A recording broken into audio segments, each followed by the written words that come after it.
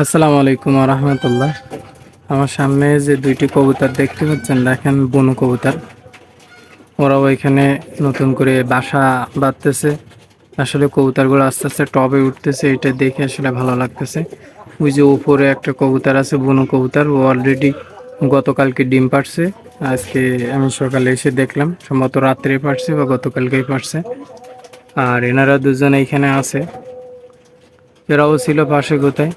এতে একটা বুনু কবুতর আর একটা গিরিবাজ কবুতর, আপনার বুনুর কালার আর কি। ওরা দুজন হয়তো এখানে ডিম দিয়ে দিবে আর কি।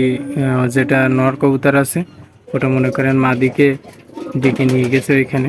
কাঠ কাঠকুটাও দুই একটা নিয়ে গেছে ওইখানে, এই আর কি। এখন দেখা যাক কি হয়। কবুতরগুলো আসলে টবে উঠতে অনেক সময় নিচ্ছে, এই আর কি।